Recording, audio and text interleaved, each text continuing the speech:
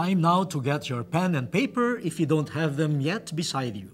Here are some questions that may help you reflect further on the sacred scriptures for this week. The first question is, how have you experienced God's closeness in times of trials? Papaano mo naranasan ang paglapit ng Diyos sa panahon ng pagsubok? The second question is, how can we lead the suffering people to a deeper faith in God?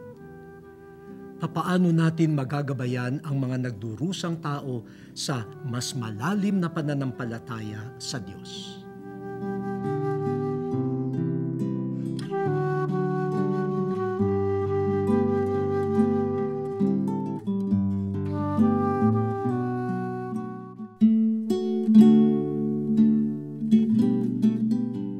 Thank you, Lord, for all the blessings you have showered upon us. We ask for forgiveness for the times we have neglected your will.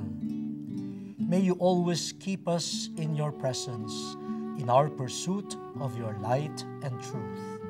Amen. May the Almighty God bless you and keep you.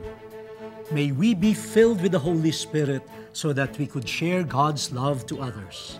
There is great joy in service. See you next time.